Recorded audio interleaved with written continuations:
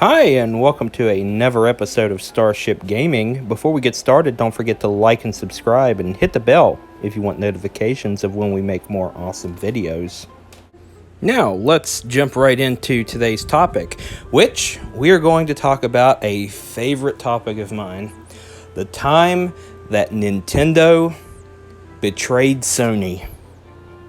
So it's nothing new that Sony and Nintendo were originally going to work together to develop an add-on for the Super Nintendo, and it was going to be known as the PlayStation, which, as we know, Nintendo never did get a CD add-on. Which, yes, it was a CD add-on. It was basically Nintendo's attempt to compete with Sega and their Sega CD. So, as you see in the photograph here,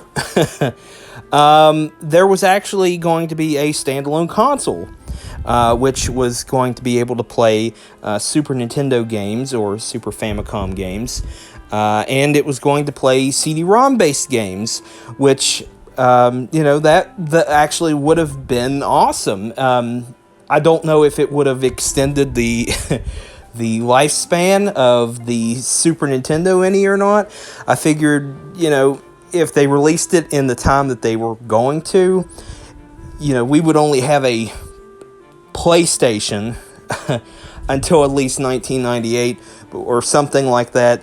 So it's really interesting to think this could have been an alternate history kind of deal.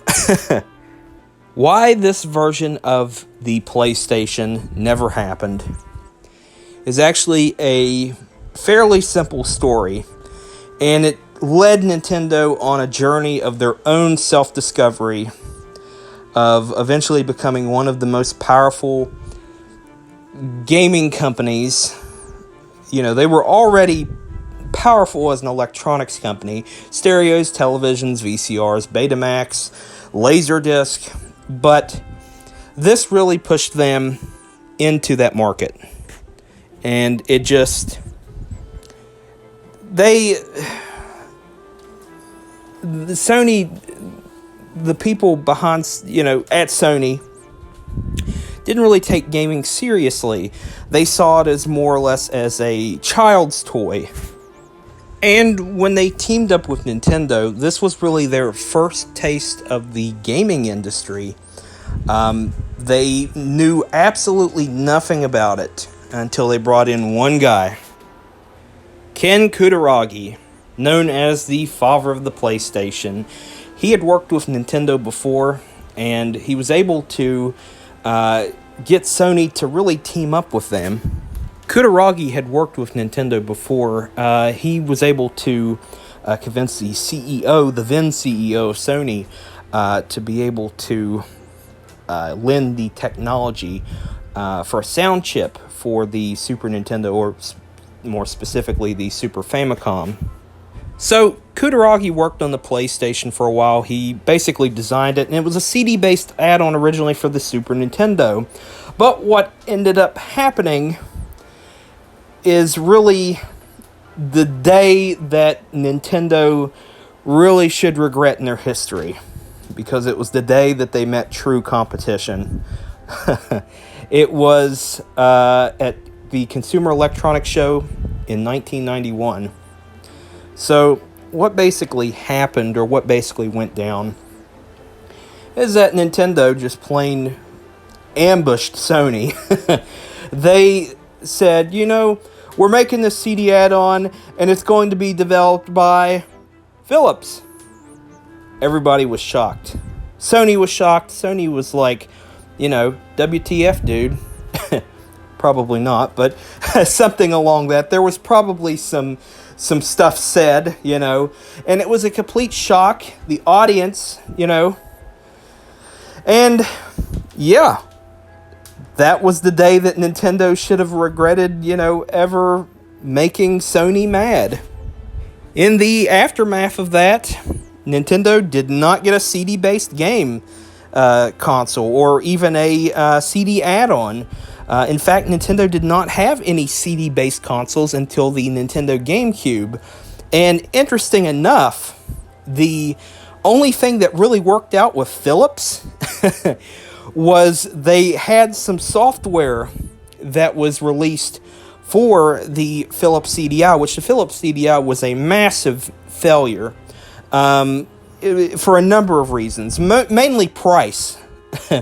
That was the only reason that console failed, was because of price. If it was cheaper, like say $399 at the time of its release, it could have been massively popular. It could have easily have toppled the likes of Sega, and it could have been the PlayStation of its own era. Sony tried desperately to get Nintendo back on board, and Nintendo was just stubborn all the way, and eventually Sony lost interest, and they decided, you know what? We're going to make our own console. And it was Kutaragi who convinced the then CEO of Sony at the time that he was going to... He wanted to create his own console. He wanted to continue development, in which they basically said, do it.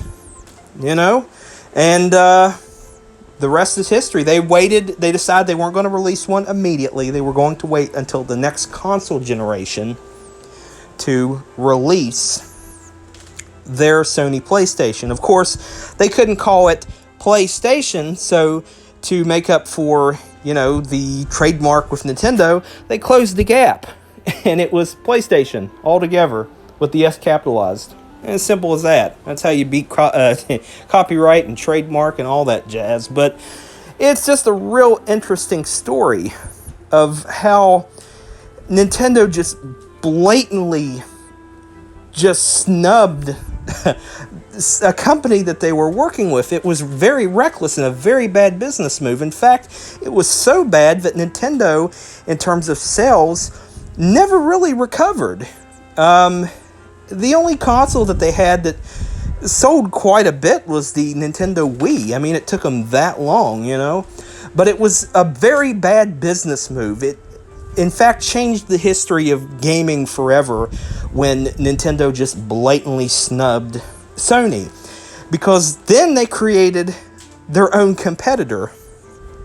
And it's just weird to think about. In fact, by the time the Sony PlayStation, the PS1, was released, Nintendo was still in their Super Nintendo years. They were working on a Nintendo 64. In fact, they started working on it in 93. They were trying to get the best graphics, the best sound, and all that. And it just didn't really pan out for them. In fact, the Sony PlayStation outsold the Nintendo 64. The Nintendo 64 was quickly shuffled to second place. And on top of that, the Nintendo 64 didn't have a lot of titles. It had mostly... there was a lot of titles. There was a lot of good first-party titles. Don't get me wrong. I'm a fan of Nintendo. I'm a fan of Sony. But it's just... Nintendo created their own competitor, and it's something that to this day they probably regret doing, because in the long run it did not pan out for Nintendo at all. It was, very bad move on their side. Very, very bad move. And now we have PlayStation, which the Sony PlayStation, of course, we have almost 5 of them now, almost, as of this recording. The 5th one's coming out this fall. And it's still going strong. And Nintendo, they have a little bit of a smash hit of their own right now, the Nintendo Switch, which isn't quite selling, near the numbers that the PlayStation 4 is. Of course, the Nintendo Switch has been out for a shorter length of time than the PS4, but it's just interesting how Nintendo just keeps trying to reinvent itself every couple years. You had, starting with, I guess you could say it all really started with the Nintendo 64. That's when they started reinventing themselves, and it just slowly evolved into what it is now, Like, you have the 64. It was one of the last major console, major cartridge-based consoles, or I could say classic cartridge-based consoles. Not counting Switch, because, yeah, that's kind of a cartridge, but it's more closer to like an SD card, I guess you could say. And then, of course, they have the whole, the Wii. The Wii was definitely a big major move, and it influenced gaming more than you think it did. In fact, Sony and Microsoft made attempts to copy it. Of course, Microsoft went with a different approach with a camera and everything, which was very similar to the PlayStation Eye, which the PlayStation Eye, if you remember it, I remember that was a big deal when that came out. I was in, let's see, when was that? I was in elementary school when that came out, and like everybody who had a PlayStation 2 had one. And of course, I didn't have a PlayStation 2. I had at the time, I still had a Sony PlayStation. And then eventually I bought an Xbox because I wanted to be different. I didn't want to be like everybody else and, be the person that has the same thing that everybody else has. I wanted to be different. Of course, the Wii, it had motion controls, which Sony copied that with PlayStation Move, which I wasn't a fan of the PlayStation Move. I mean, yeah, there were a couple games for it. I had PlayStation Move. In fact, it came bundled with a game that I bought, and I just never used it. I think I used it maybe one time, and then it went back in the box and never got used again, and then I think I sold it in a yard sale. And then, of course, you had Nintendo, who brought out the Wii U, which was their first attempt to make something that was different. You had a controller that had a screen on it, very tablet-like, completely failed.